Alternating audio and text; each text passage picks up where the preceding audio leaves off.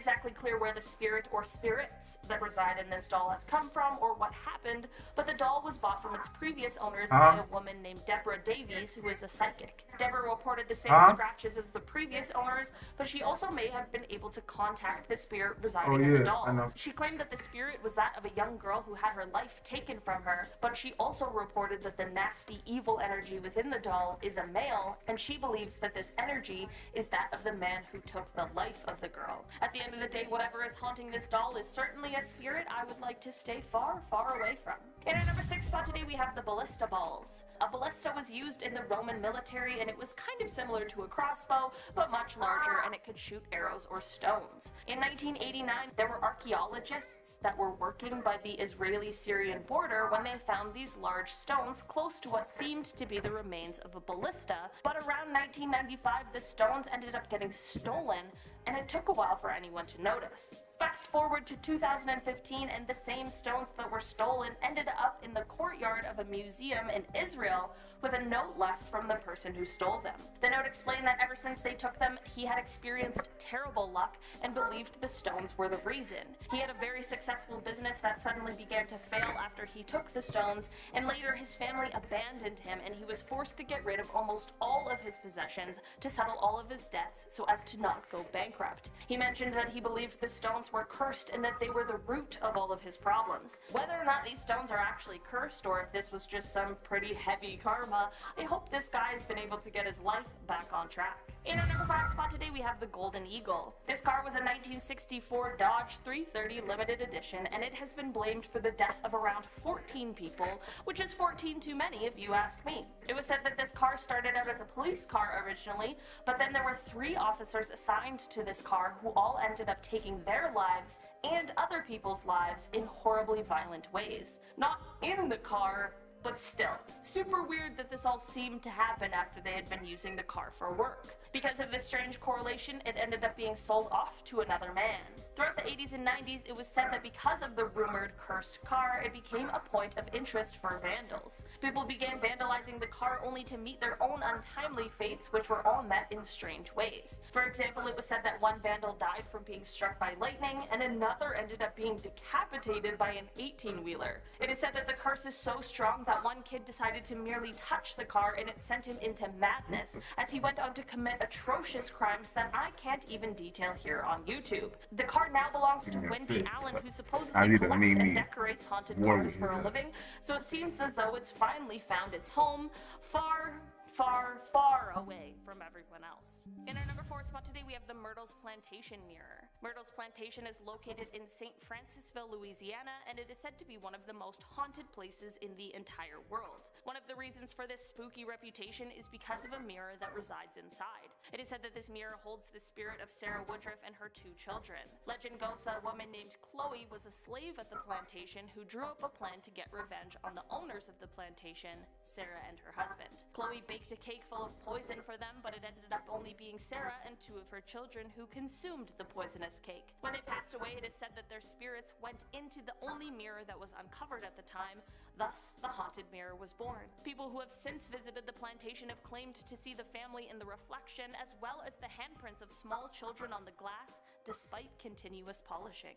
In our number 3 spot today, we have the Surrey Ghost Car. On December 11th of 2002, a call came into the Surrey Police Department. The caller reported that they had just seen a car lose control and run off the road and then presumably crash. It was of course an emergency call, but not necessarily anything out of the ordinary. That was until authorities got to the location and realized that they couldn't find any kind of evidence of a crash. They kept searching and ended up finding a maroon-colored car that was nose down in a ditch nearby, but this car was covered in so much undergrowth that it must have been here for months. This meant that somehow this crash went undetected for 5 months, and worst of all, so did the body that lay nearby. Using dental records, they were able to identify the body as a man who had been wanted for robbery since July of that year. It is said that the sighting of the car leaving the road was a ghostly replay of the events that had taken place 5 months prior. What do you guys think? Let me know down below in the comments if you think the witness saw a cursed reenactment of the fatal crash, crash, or if you think something else is at play here. In our number 2 spot today, we have the Destiny Ring. Rudolph Valentino was an incredibly famous silent film star before he passed away at the incredibly young age of just 31 years old, and there are many out there who believe his untimely death was caused by the Destiny Ring. This ring was one that he picked up from a California jeweler. Before purchasing it, there were warnings of the stories which claimed this ring was cursed, but Rudolph decided to go ahead with the purchase anyway. It is said that after this ring came into his possession, his luck began to turn. The movies he starred in started to do poorly, some even flopping, and his career began to struggle. From there, he fell incredibly ill, and when he passed away, he was wearing this cursed ring. From there, after his death, his lover ended up receiving the ring, but once it was in her possession, she too fell extremely ill and decided to give the ring away. All the owners after that were reported to have died in strange ways or under mysterious circumstances, which has led the ring to now being placed in a bank vault, all locked up so that it hopefully can never cause harm to anyone ever again. In our number 1 spot today, we have Letta the doll. Why do all the cursed dolls look like they would be cursed? You know what I mean? Like, there's no cursed doll out there that is surprisingly cursed. They all look creepy to begin with. Anyway, Letta is a doll that is said to be around 200 years old and extremely cursed. This doll is called Letta for short, as its full name is Letta Me Out of Here. Really clever. The doll was originally found underneath a house, which definitely feels like the origin story of a haunted doll. This creepy discovery came 47 years ago, and apparently Letta still lives with the man who found him. The hauntings of Letta include things like the doll walking around on its own at night, the owners finding objects around the house that have been moved into odd places. Some people have seen Letta move right in front of their own eyes, and the owner also reports finding little doll-sized scuff marks around the house as well. It is said that this doll once belonged to a child who passed away while holding it, thus their spirit became trapped inside of the doll. Apparently one day in an interview about Letta, as the interviewer Get your Pokemon right now, Pokemon community game, man. Began to move in her lap.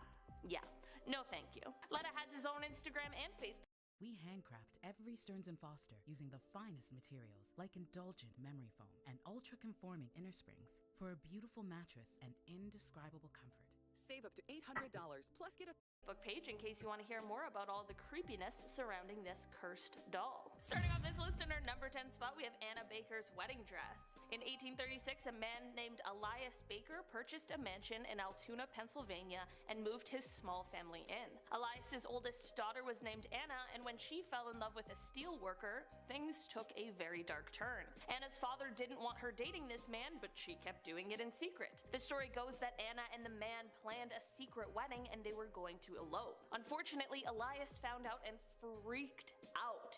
He apparently purchased the steel mill that this man worked for, and then forced him to have to move to an entirely different city so as to prevent him from being able to continue seeing Anna. Anna, of course, was furious with her father, and I'm sure this was only made worse by his decision to offer other men to her, to which she of course declined because that's just weird. Anna instead locked herself in her room with her wedding dress that she never got to wear. Anna unfortunately never married after that and spent the rest of her life being terribly upset about the whole incident. After her death, it is said that her anger and despair ended up going into the wedding dress. Members of the Baker family reported seeing the dress in different places around the house, despite no one moving it themselves. Some have even reported seeing Anna's spirit dressed in the gown around the house as well. In our number 9 spot today, we have The Orphan Story. This is a book that was originally written in the early 1600s, but it didn't end up getting published until 2018. The Orphan Story is about a 14-year-old Spanish boy who heads to the Americas. You know, a classic kind of coming-of-age feel-good story, right?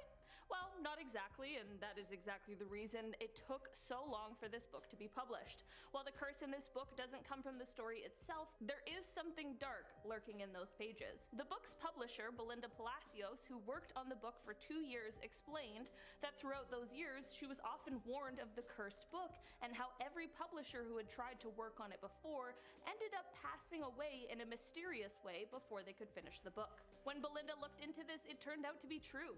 Her research showed that those who had tried to edit the book before her either found themselves in horrible accidents or with strange illnesses. Luckily, Belinda made it through the process unscathed, so let's hope that maybe the curse has been lifted? Either way, it's probably one I'll personally stay away from. In our number 8 spot today, we have the cursed phone number. I didn't know a phone number could be cursed, but apparently it's true, and I know a phone number technically isn't an object, but I still feel like this had to be included today because it's just too crazy to not. There was a Bulgarian phone number that is said to have been in use for 10 years before it was closed. The reason why it ended up being closed and put out of use is because it is rumored to have belonged to 3 separate people who all died of mysterious circumstances after having been assigned the phone number. Apparently all of the deaths took place shortly after the person had been assigned the number, and they were all seemingly a bit suspicious, thus the rumors of the cursed telephone number began to spread. After this, the company made the decision to suspend the phone number, and they didn't give out details as to why. I wonder if the two are related. In our number 7 spot today, we have the Belcourt Castle chairs. Belcourt Castle is located in Newport, Rhode Island, and it is a former summer cottage. Construction on the cottage started in 1891, with it being completed in 1894, and inside there is a ballroom. The ballroom is important because it is said that it holds a group of haunted chairs. People who have visited the castle have reported a ton of strange happenings regarding this specific set of chairs. The reports include things like feeling chills racing up and down their spines, or feeling a strange sensation in a shift of energy while standing near the chairs, and some people have even explained how they have been pushed out of the chairs by an invisible force. I feel like just hearing stories might be enough to explain the energy shift some people are feeling, but actually being pushed out of a chair by some sort of invisible force would be absolutely terrifying. In our number 6 spot today, we have the Anguished Man.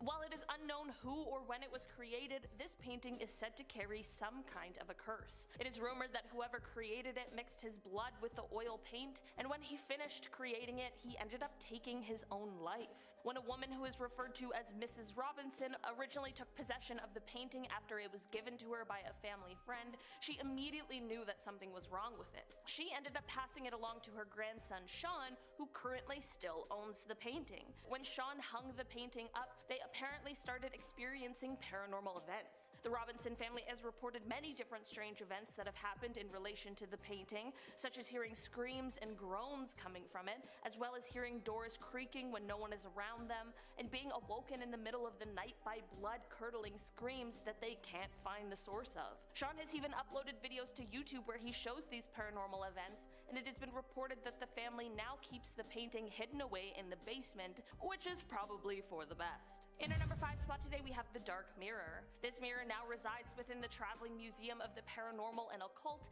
and just that alone is enough to know it deserves a spot on today's list. The museum received this mirror from the owner who had purchased it from a psychic fair. It is believed that this mirror was created sometime around the 1820s or 30s, and it is actually quite beautiful to look at, despite the sinister things it seems to hold. The owner who gave it to the museum explained that every time they peered into the mirror, they saw these extremely upsetting things while looking into the dark mirror's reflection. The museum has said that since they added the mirror to their collection, there have been guests who have also reported the same kind of things. Guests have claimed to see things reflected back at them like sightings of their own corpse. In our number 4 spot today, we have Old Nick. Old Nick is often referred to as the Swansea Devil, and his story dates back to the 1890s, although he now resides in the Swansea Museum. So, back in the 1890s, there was the prestigious St. Mary's Church located right in the center of town. The church decided to do some renovations, and they put out some ads to hire someone. When a local builder applied for the job and was turned down, he had a major overreaction and decided he wanted to get some kind of revenge. He went and bought the row of cottages that lay next to the church and then demolished them all. In their place, he built large brick offices and then commissioned the carving of Old Nick and placed him right on top of the office building, looking down at St. Mary's Church. Legend goes that he even placed the curse himself by saying, quote, "When your church is destroyed and burnt to the ground, my devil will remain laughing," end quote. Some years later, during World War II, a German blitz came through the town and it left most of it, including St. Mary's, completely destroyed and burnt to the ground. But The office building with Old Nick was undamaged and remained standing. For a while, Old Nick seemed to kind of disappear, but once he resurfaced, there was a petition to put him back to where he was before, as well as a subsequent counter-petition to put him far, far away from the rebuilt St. Mary's Church. As of now, Old Nick resides behind glass in the Swansea Museum, and it is said that he is enclosed in glass more for our protection rather than his. In our number 3 spot today, we have the cursed portrait. Bernardo de Galvez was born in Spain in 1746, and he went on to become a military leader. He became well known for helping American colonies during the War of Independence before he apparently passed away under mysterious circumstances in 1786. There is a portrait of Bernardo that resides in the Galvez Hotel in Galveston, Texas, which is said to be one of the most haunted hotels in the world, and that makes sense because this portrait is said to be one of the cursed objects that gives the hotel its spooky title. The portrait is located at the end of a hallway in the hotel, and guests have reported the eyes following their every move. People also report a cold or uncomfortable feeling when they get close to the painting, and this is said to be Bernardo's spirit. Some people even swear they can feel him following them around the hotel. It is also said that any picture you try to take of the portrait will come out blurry and distorted unless you ask Bernardo for permission first. In our number 2 spot today, we have the Koh-i-Noor diamond. This diamond has an extremely controversial history and is the source of a lot of debate, but regardless of the ongoing conversations over who really owns it, we are here to talk about the curse that this stone is said to hold. This diamond dates back thousands of years, and its curse is said to only affect men. It is said that the jewel can bring about great wealth, but it can also bring great misfortune as well to those who own it. Folklore states that he who owns this diamond will own the world, but will also know all of its misfortunes.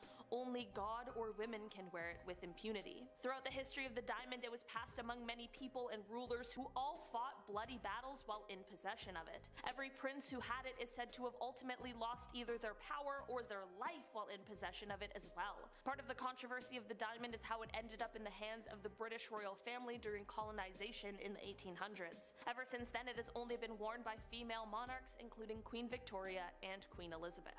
In our number 1 spot today, we have James Dean's car. Okay, this one might seem like a bit of a wild card, but hear me out. Famous actor James Dean passed away from a car accident on September 30th, 1955. At the time, he was driving his silver Porsche 550 Spyder, which he had just recently purchased. This was only the beginning of the car's curse, however, as after James' passing, the remnants Gift size matters. Bigger? No. Pocket sized? Perfect.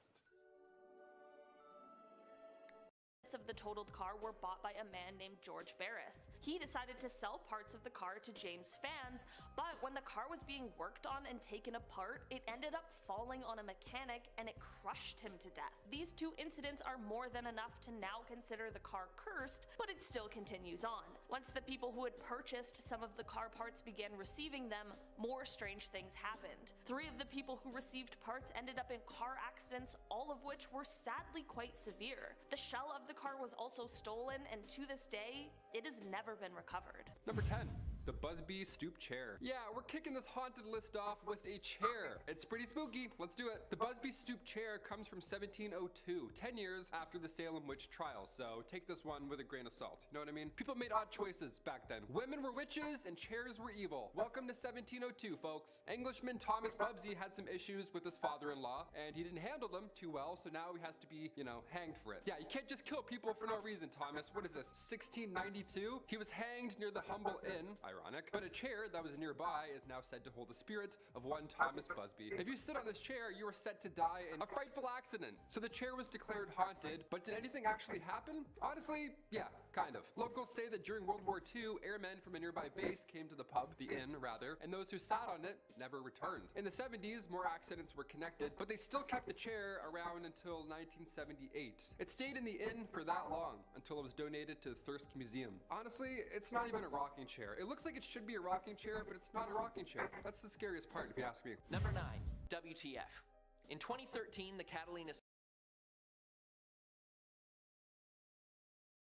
We all know about the most famous haunted places in America, but what about the lesser known ones? Hello everyone and welcome back to our channel. I'm your host Emily and today we'll be counting down our list of the top 10 abandoned evil places in America you should never explore. Coming in at number 10 is Fort Delaware. Fort Delaware, built in the 19th century to protect the ports of Wilmington and Philadelphia, served as a prison camp for Confederate prisoners of war during the Civil War. Almost 13,000 prisoners were held at one time, and around 33,000 were kept there in total over the course of the war. Now, conditions were rough, and around 2,500 men died at the fort. The fort was then abandoned towards the end of World War II and became a state park in 1951. Today, it is extremely haunted. It's rumored that throughout the parade grounds, Confederate spirits roam, still trying to escape from the fort. One of the most popular stories is of an attempted escape from a Confederate drummer boy. Legend has it he tried to fake his own death in order to be transported back across the river in a coffin. Waiting on him on the other side of the river were either sympathetic Union troops or fellow inmates who were supposed to free him from the coffin.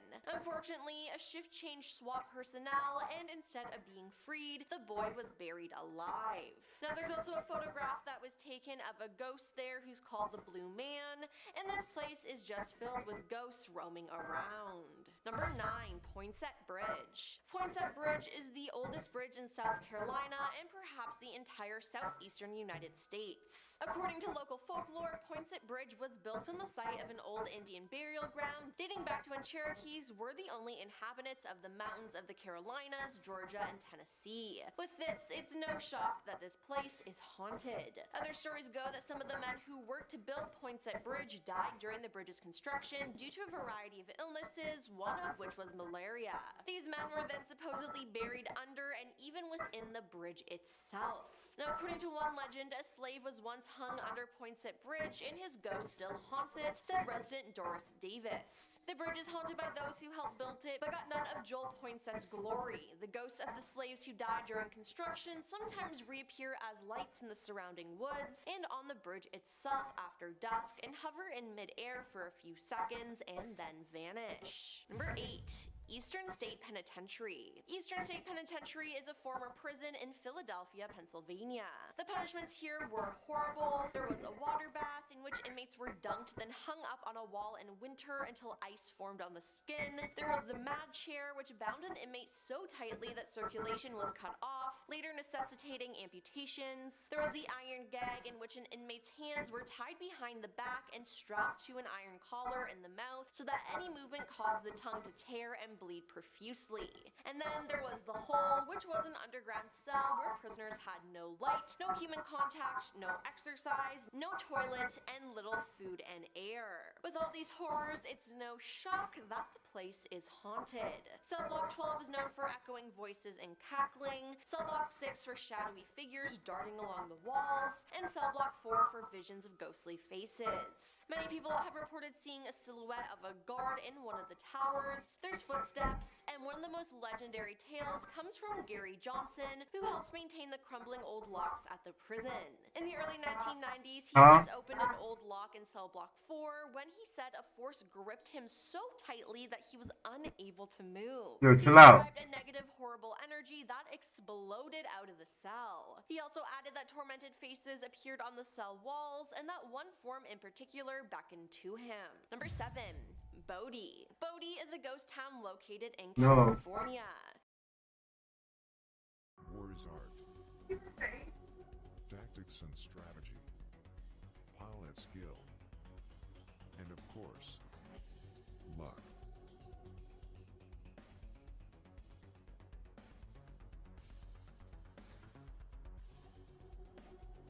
In the 1870s and 80s, Bodie boomed when gold was found in the hills surrounding Mono Lake, which at one point was home to 10,000 people. It's now a state historic park, with some parts of the town preserved in a state of arrested decay. Now, there are many reports of supernatural activity here, including ghost sightings and music playing from shuttered bars. There's also a legend that any visitor who takes anything from Bodie, even a rock, will be cursed with bad luck and health problems upon leaving.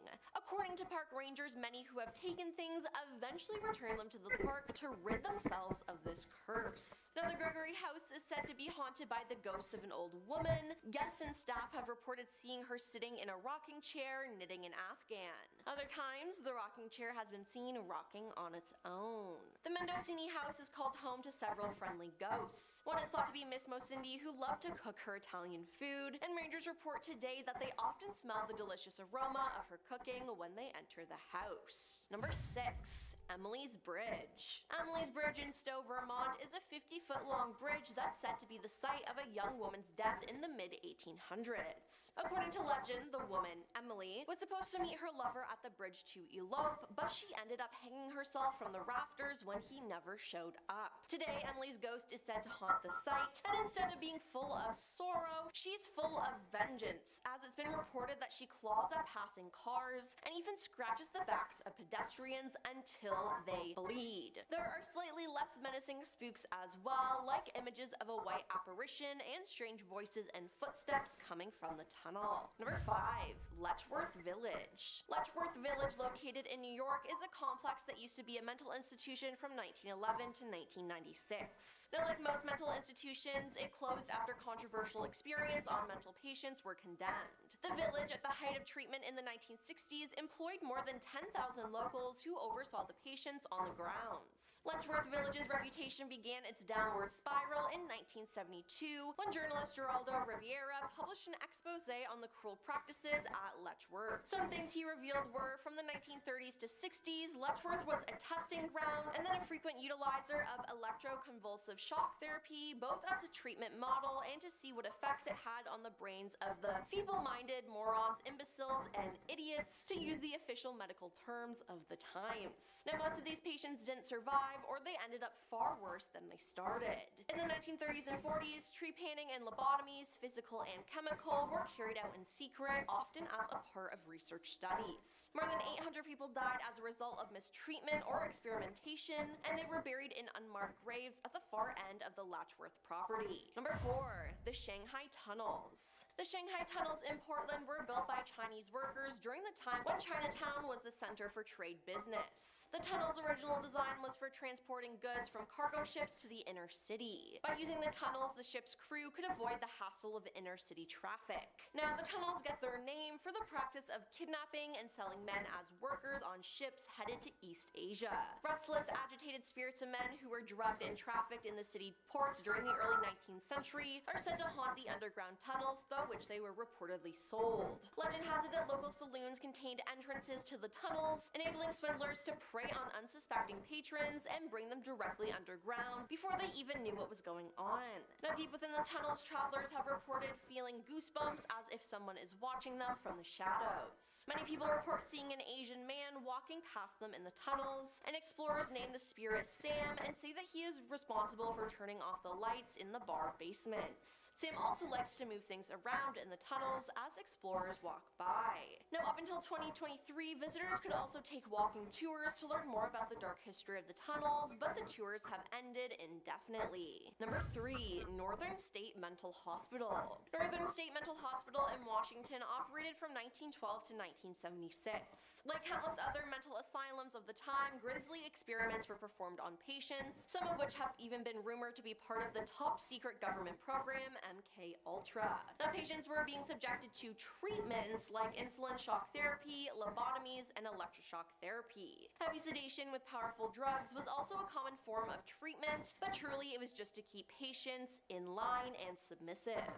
Now, countless patients died here, and rarely were the bodies claimed by families, so their disposal was left to the state. According to hospital records, 1,487 bodies are buried on the grounds of the asylum. The Washington state legislature cut off funding to the asylum, and in 1976, Northern State officially closed its doors. Now, with so much suffering, death, and disregard for human life, the place is just straight up up haunted. Most of those who were admitted weren't actually suffering from severe mental illness and were sent to the asylum to live out the rest of their lives under lock and key. Those who dare visit the asylum grounds report strange phenomena such as cold spots, the feeling of being watched, disembodied voices, and the feeling of being touched. Now, some have seen strange shadows darting around the graveyard. Now, the most commonly encountered entity is that of a young girl with a red ball and a man chasing after her. They've been seen running around the property, though some report the girl standing alone in the graveyard as well. Number 2, Lake Shawnee Amusement Park. Lake Shawnee Amusement Park in West Virginia is full of history. Legend has it that this land in Rock, West Virginia was once occupied by the Clay family, whose sons and daughters were kidnapped and had their lives ended by Native Americans, while the father, Mitchell Clay, was out hunting.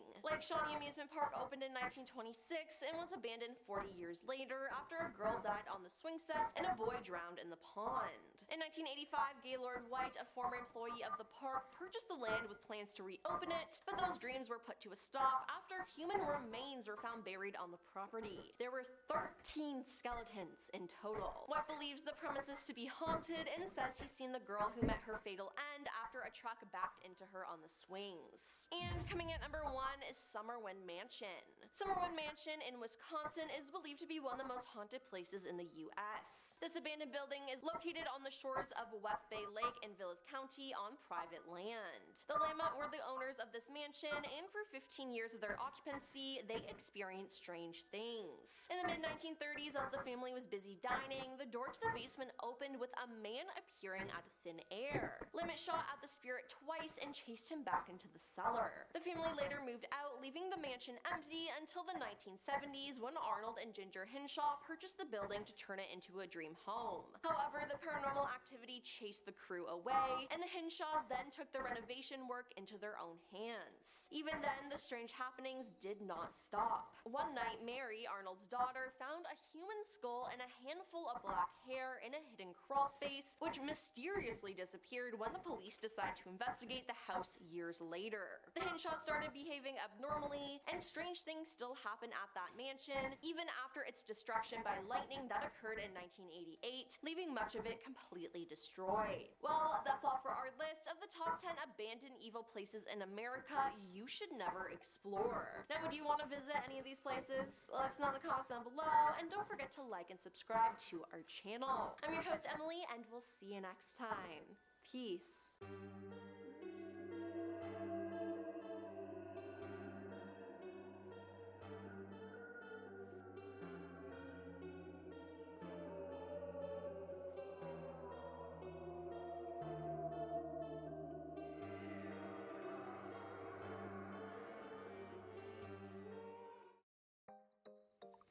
Wix is your platform to perform on.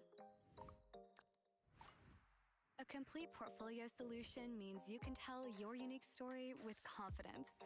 From choosing a name and design that fits your vision, to bringing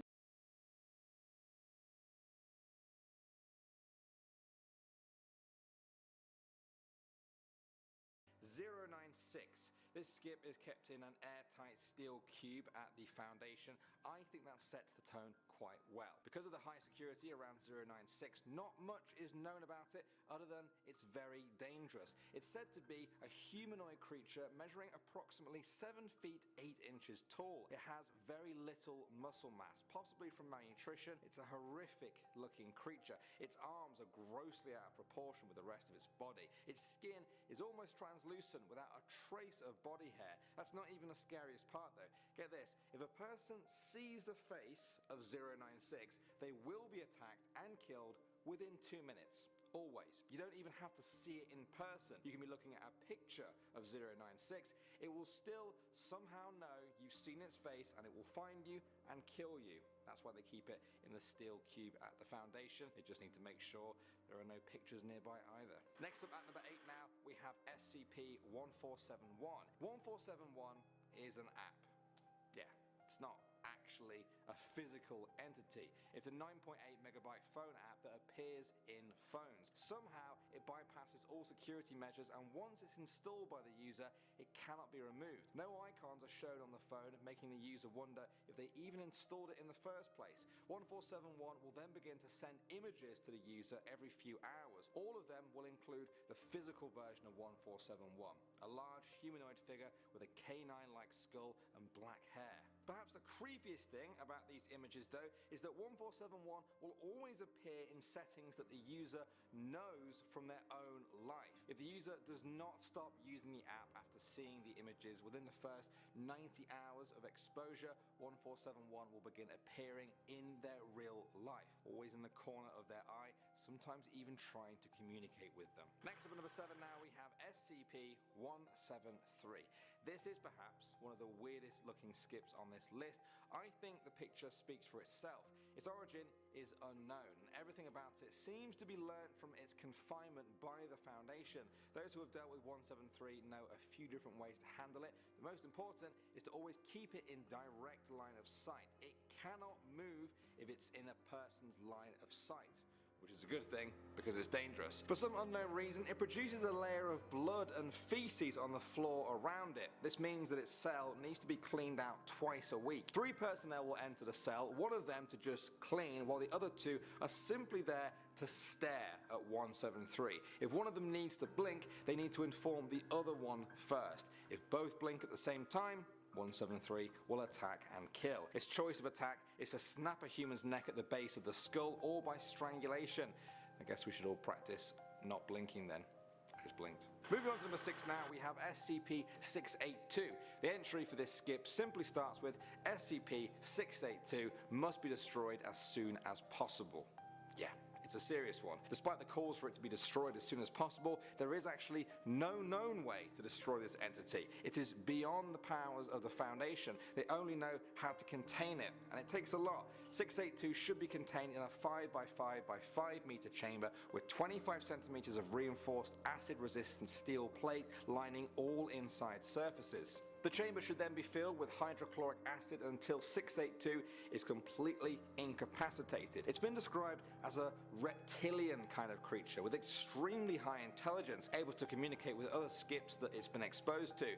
During the limited time that it's been studied, observers think 682 has an immense hatred for all other life forms. That doesn't help the Foundation control or combat it, but knowing its primal motive is a step in the right direction. Moving on to number 5 now, we have SCP-1981. 1981 is an old Betamax tape.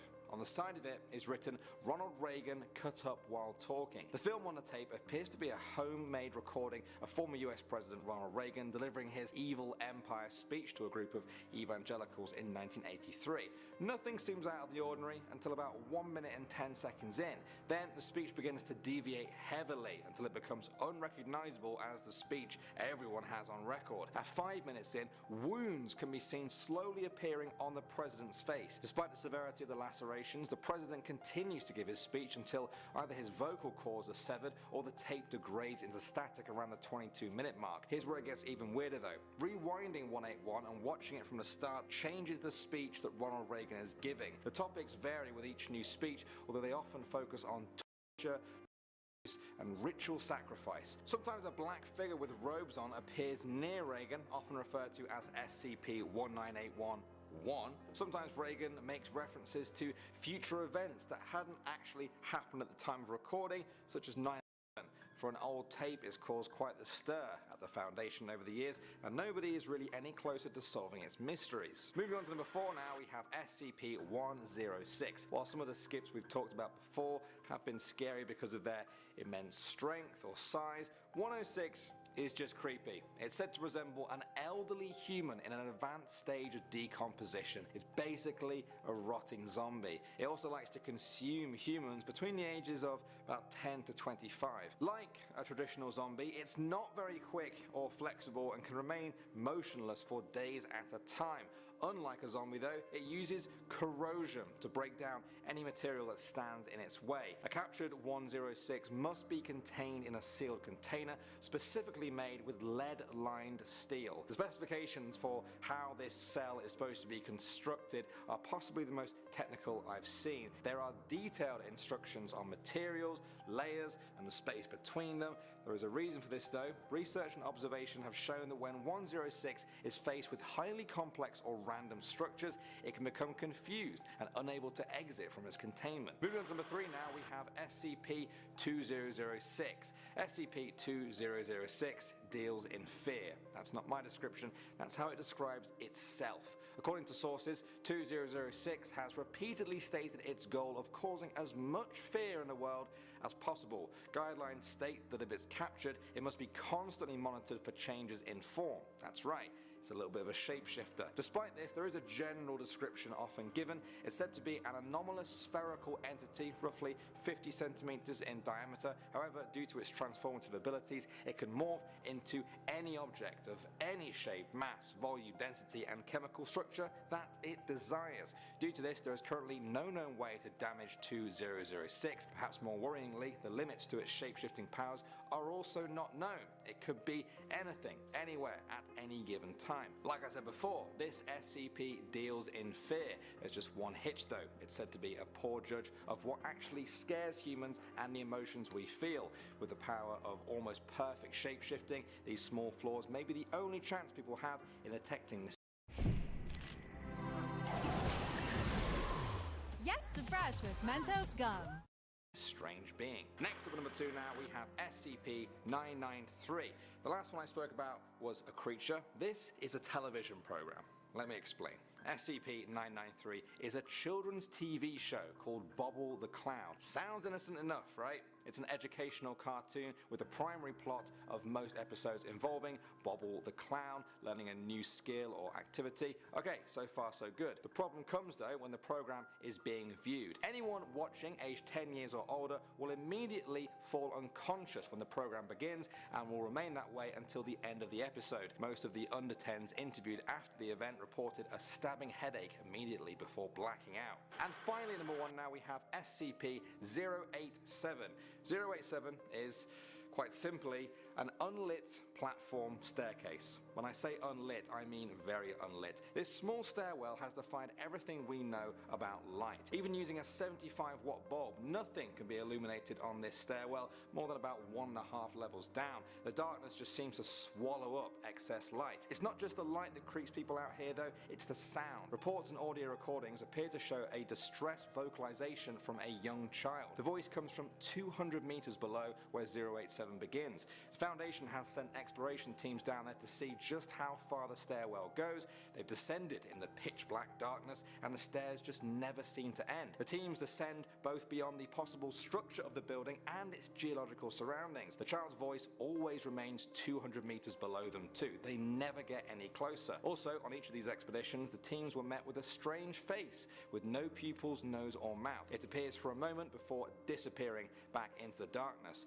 The Foundation knows nothing more but suspects it is not the source of the child's voice from the depths. At number 10 we have SCP-058. Let's start off this list with one of the creepy SCPs that I have ever seen. This is a massive cow heart with legs and a bunch of tentacles flowing out of it. This thing looks like it was pulled right out of one of the Resident Evil games, and frankly one of the scariest things in Resident Evil is Nemesis, and I think this thing would rip it apart. This SCP can move extremely fast. It will use its tentacles to propel itself and fling its body all around the world. In just 2 seconds, it can go from standing still to moving at speeds of 90 kilometers an hour. Imagine this thing flying at you at high speed, zooming towards your face. Oh, and I forgot to mention that the tentacles are barbed, so this dude is even more deadly than you already thought. Now, why is it on the list of SCPs that can end existence? It is just one thing, and outside of physical damage, doesn't really have a lot of powers. Well, it's because this creature is extremely destructive. As soon as it gets on the loose, it will start to destroy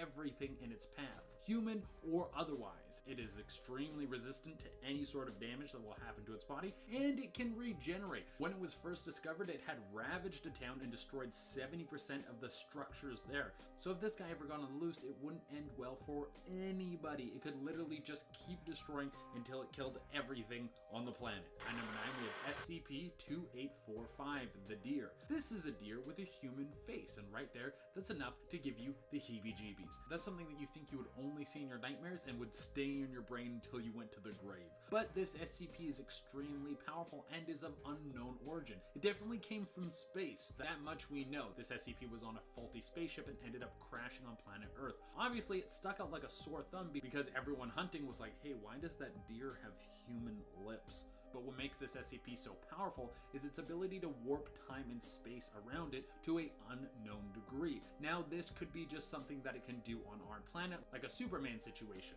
It could also be that this creature is powerful throughout dimensions. Now, the only reason I bring up the source of its power is because the SCP Foundation was able to capture it. Now, maybe they captured the deer itself, or maybe they just captured a copy of the deer that the deer created and now is still on the loose because this thing can warp reality, so who knows where it actually is. At number 8, we have SCP-1548. Imagine if an SCP was an entire sun, like the one that we have, but just even bigger. Now imagine that it had the ability to think, and for whatever reason, it hated us. Well, that's pretty spooky, but it's a sun, it's just floating around in space, just like we are, so there's nothing that it can do about it. That evil sun monster out in space is just gonna have to deal with its emotions. Not like the angry sun from the NES Marios. I hate that guy so much. Well, I have bad news for you guys, because this SCP is all that, plus it has the ability to move through space faster than you could possibly imagine. It's headed right for us to consume us. Now, how do we know this? Because it talks to us through radio waves. It tells us that it wants us all dead and will continue to devour all the life in the universe. What a cool guy.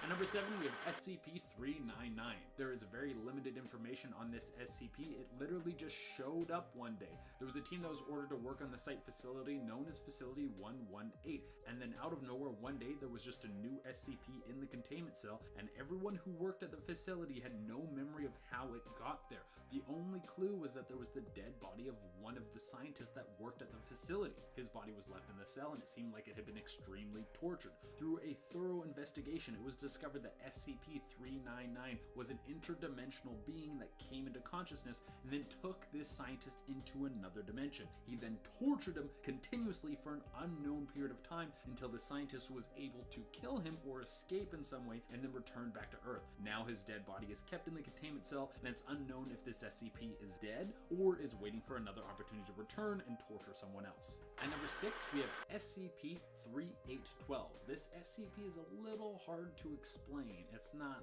living, it's not dead, it's partly from our world, but also not at all from our world. It used to be a man named Sam Howell. Prior to his death, it seemed that there was no sort of unordinary thing happening with this man, and he had no supernatural abilities of any sort. But after he died, his spirit was seen floating out of his grave, and now his consciousness exists in both our reality and beyond it, seeing through time and space and all possible outcomes of different narratives of reality. SCP-3812 is able to change reality as it sees fit, and will often do so to try and prevent the SCP Foundation from discovering it. It can be communicated with, but will often become confused, not knowing what is real and what is not. To SCP-3812, everything might seem like a dream, with strange things constantly overlapping with each other. But the difference is, this SCP can control the dream. At number 5, we have SCP-2408, otherwise known as Yeldabaoth. This is one of the gods that birthed the dawn of time. You don't really get more badass than that. Now it's said that this insanely powerful god created existence when he was fighting with another god. That's how you know you are serious. That's like when Muhammad Ali fought George Foreman in Africa. Well, maybe a little bit bigger, but not too much bigger.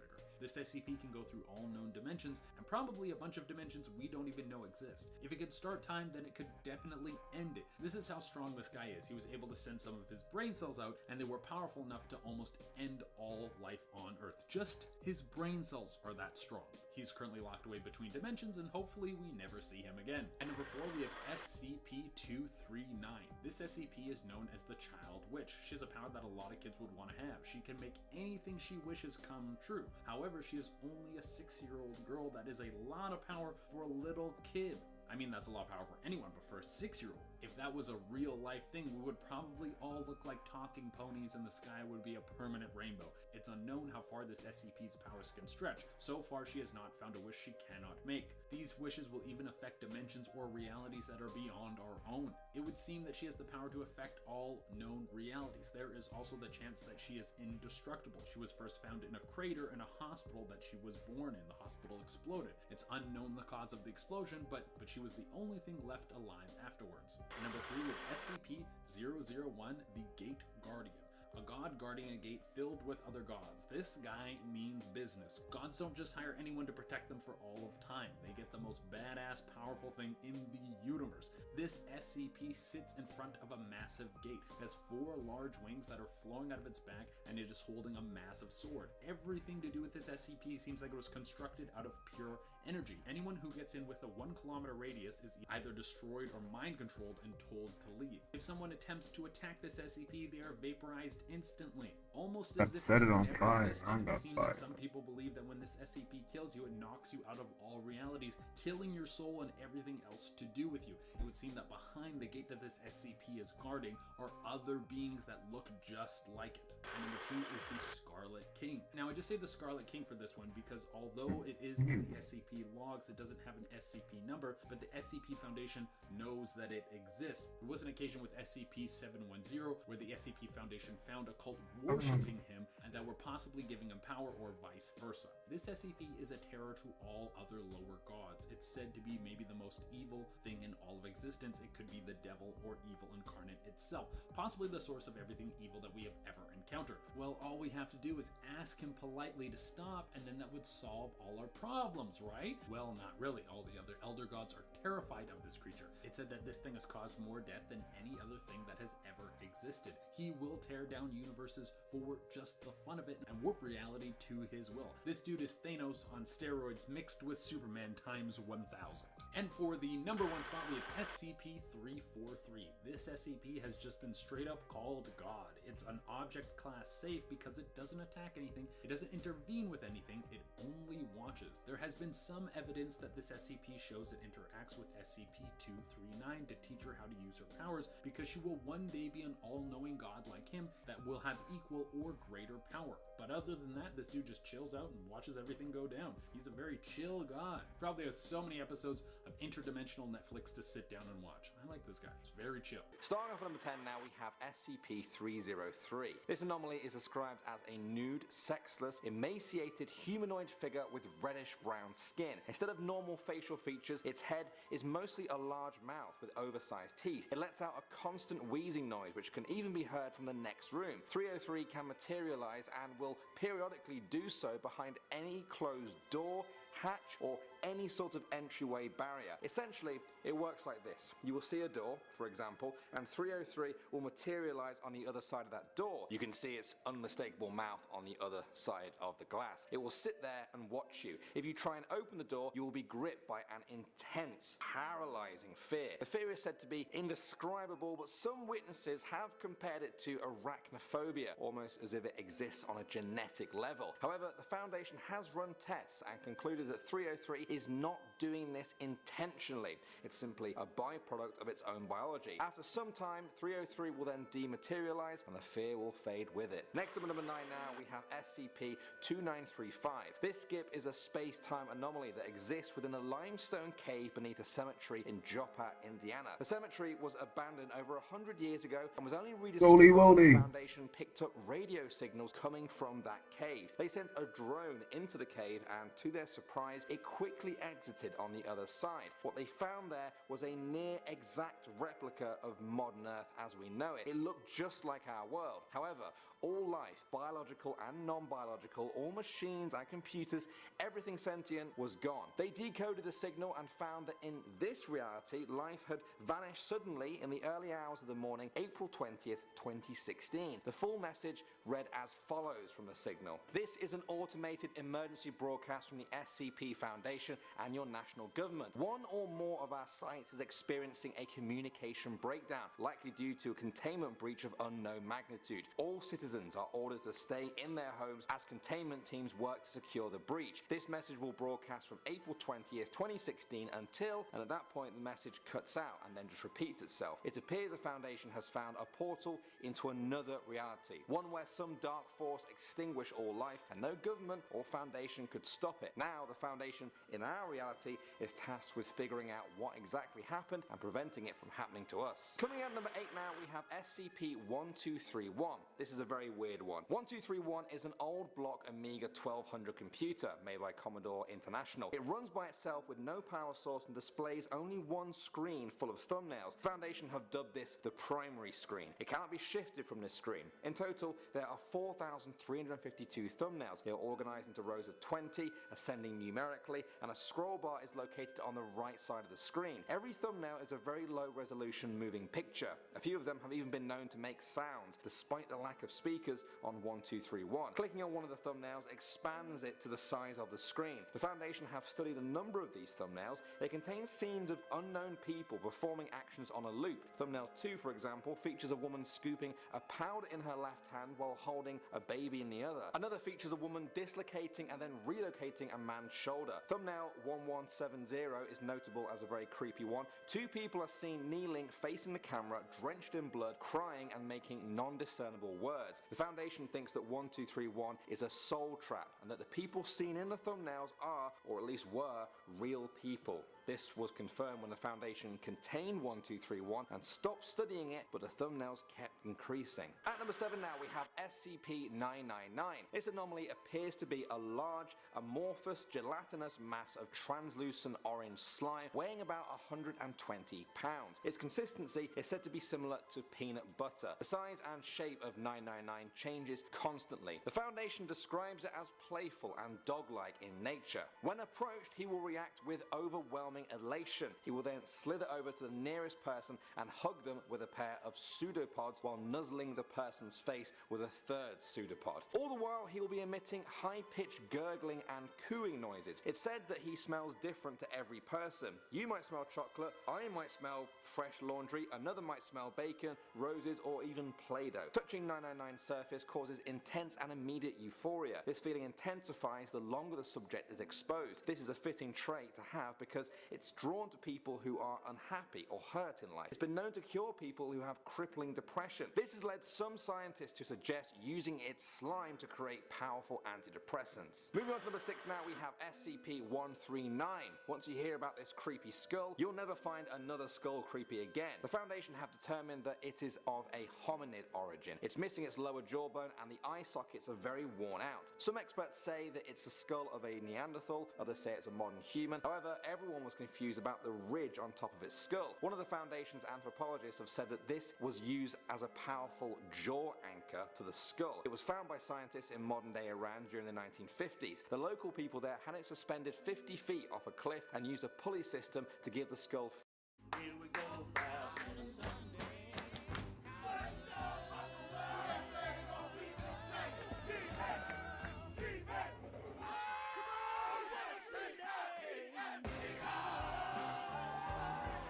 Food and water. Yeah, they fed it. They referred to it as the White Div, a demon and a spawn of Ahriman, the most evil being in existence. Next, the Foundation states, the skull was then lost for many years. It surfaced next in the Yukon, 90 kilometers from the Alaskan border. The entire community of Caribou Crossing, what is today known as Car Cross, Yukon, was found brutally murdered by multiple stab wounds. The corpses were found stacked in a large pile in the center of the chapel in the town. On top of the pile of corpses was the skull. Now, ever since then, the skull has remained in containment at the Foundation, and still nobody knows its origins. Coming at number 5 now, we have SCP-823. This anomaly is an abandoned theme park. The site was abandoned after several violent events resulting in the death of visitors. The final day of the park was referred to as Bloody Sunday. 231 attendants were killed. A further 7 were injured or maimed. 2 individuals, one male, one female, fused together after emerging from the Tunnel of Love ride. They had both died. One person wearing a Happy Hippo mascot uniform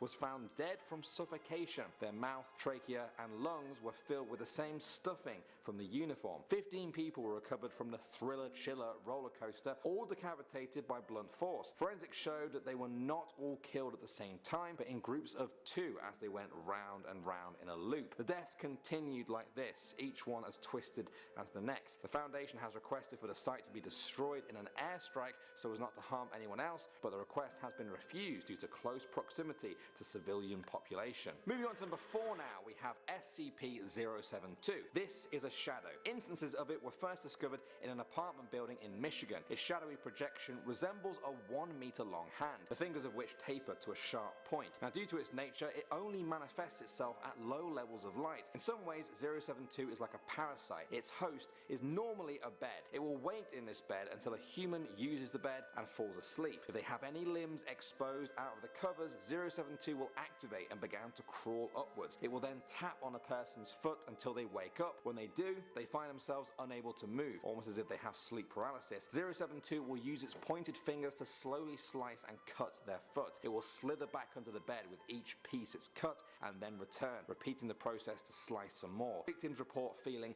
every bit of pain, although they remain unable to move or cry for help. The Foundation claims that any bed within 10 meters of the infected bed can also contain an instance of 072. That's why it's important to identify the bed and then destroy it immediately. Next up, number 3 now, we have SCP-706. 706 is a 12-year-old girl who appears normal from a distance. She has an abnormally high body temperature and her entire skin is said to be made of porcelain. Not so normal now. This layer is fragile due to how thin it is and can easily crack or break after too much movement. 706 has described this as extremely painful. However, she is able to regenerate the skin after ingesting the raw materials to make porcelain. When left alone, she will compulsively maintain her appearance, typically staring into mirrors and using makeup on herself. 706 will become very distressed if she's denied the materials or ability to inspect and improve her own appearance. Since her containment at the Foundation, she has become increasingly self-destructive and has taken to breaking off pieces of herself in order to remove so-called undesirable features. 706 is currently under suicide watch procedures at the Foundation. Moving on to number 2 now, we have 093. 093 is a test of sorts, a very creepy one at that. It's primarily a red disc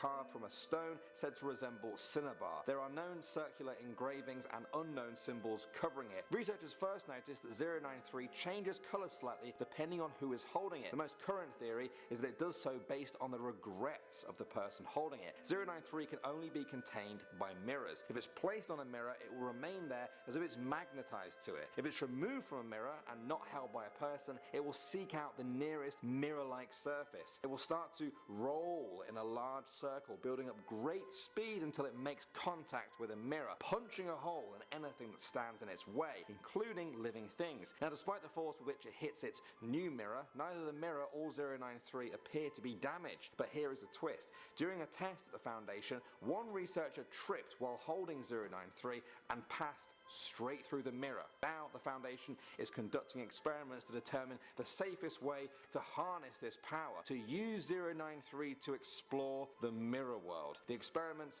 are very cautious at the moment though, as the Foundation tries to ascertain whether its changing color can drastically affect the results. And finally, number 1 now, we have SCP-122. This is a children's nightlight in the design of a shooting star. It affects people's sleep in a very disturbing way. Whenever it's without power and within 500 meters of a sleeping human, it moves them into a comatose state. They will remain like this until 122 is resupplied with power. Now, while in this state, humanoid figures made up of an unknown black mass will appear from any shadows around the person. The figures will spread out and try to affect any other people in the area who are asleep. If they find people who aren't asleep, they will resort to using pills, blankets, and lullabies to try and get them into that state. When 122 is in a powered state, it will affect their sleep patterns differently. People will display signs of insomnia and complain of unusual dreams. I found the most disturbing part of the report on 122 was that it has shown signs of sentience since the Foundation obtained it. It has succeeded in breaching containment 11 times. On one such occasion, the report said that security footage of several maintenance personnel tampering with SCP-122's chamber lock were discovered. When questioned,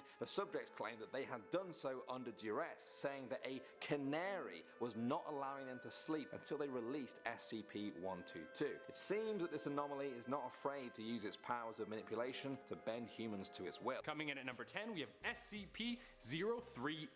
Let's start off this list with something crazy. This is a new SCP for me, and it has been nicknamed the Cloning Tree.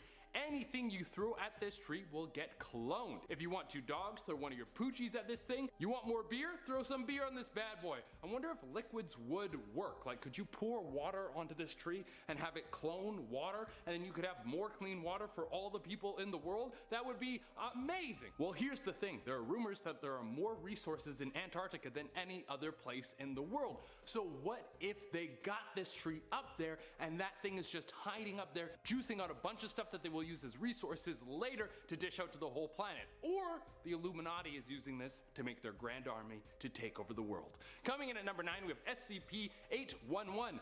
What's going on down under the sea? Do we really know? It seems like every year there's some new strange creature that's been found underwater, and we have no idea how many of them there actually are, or if they will try to come to the surface and destroy our whole planet. They could start polluting the air the way we've been polluting the water, but we're already doing that, so we might not even notice. But the mysteries underwater can make this SCP real, because this SCP is basically a mermaid that is chilling down underwater with some green scales. With all the crazy stuff going on in the world, I would not be surprised to find out that mermaids are real. I mean, the CIA just announced that UFOs are real, so that could mean that aliens are real, and that is just the info that they have gave us. There could be aliens already on the planet that are hanging out with mermaids and all of watching The Office as much as humans. That would be hilarious. Coming in number 8, we have SCP-457. This SCP is insane. If it was left to its own devices, it would cover the world in fire, and we would all be cooked to death and slowly die. That doesn't sound like the way I want to die. I was hoping I could go out in an ice cream eating accident while swimming around in millions of dollars. But this SCP starts out as a little flame, and then it consumes things, and it will get bigger and bigger until it's about the size of a person, and then it will split into 2 and continue to spread. Which makes me think, how are stars created? They're massive balls of fire. Maybe there's a bunch of SCPs floating around in space, and they keep consuming things until they grow to a massive size. Maybe the sun will consume Mercury one day and then split into 2, and it'll get so hot we'll all be burned to death before I can have my billion-dollar ice cream accident. Maybe I'm just stretching a little bit for this one. Coming in at number 7, we have SCP-1. If you type SCP-1 into the SCP Foundation, you will get a list of a bunch of different SCPs. No one really knows what SCP-1 is, and everyone has a different opinion as to what SCP-1 is. So, it could be anything, dude. Is your cup acting weird? Could be SCP-1. Did you get a bad haircut? That could be SCP-1. Did you have a weird dream where you got casted in a movie with Jennifer Aniston and the 2 of you became friends? That literally could be SCP-1 just chilling in your brain doing some weird stuff. Because this SCP has so many variables, it might be walking around the world right now. Basically, you should always be looking over your shoulder because this SCP could be real, and the Illuminati is always watching. Coming in at number 6, we have SCP-2059. I mean, we already talked about things at the bottom of the ocean. This could easily be down there, sucking up a bunch of life, absorbing things into its massive body. If you don't know about this SCP, it's a massive blob of organic material. If you touch it, it will absorb you into it and you will become one with the blob. You'll be dead, but it'll use your body to become larger. I wouldn't be surprised if something like this was at the bottom of the ocean.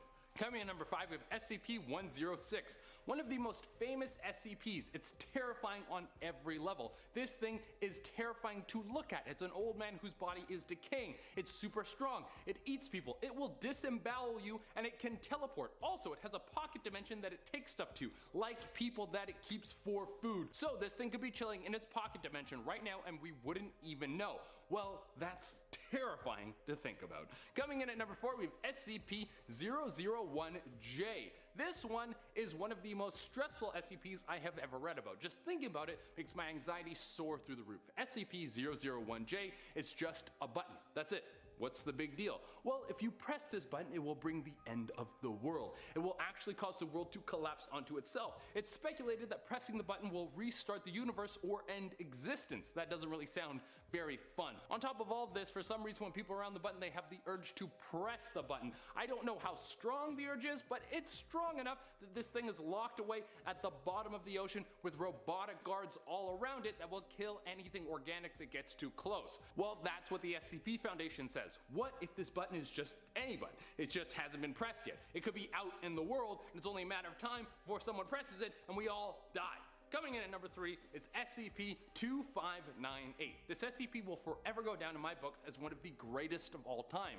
I mean, it's cool when an SCP can take over the world, or is some force that will kill you at any moment, or has the ability to reshape reality, but it's even better when an SCP is just a dumb little bug. This SCP is a moth, and it has a little hat on, and it communicates in Morse code, and the whole time it talks to you is just trying to change the conversation back to the fact that it wants to sell you this little hat that it wears. Now, here's the thing. This could totally be real because how many of you out there speak Morse code? Not many of you. So a moth could be trying to talk to you in Morse code and you wouldn't even know. On top of that, you probably just think it's a gross bug and you wouldn't even give it the opportunity to finish its sentence. Yeah, dude, this thing could be out there.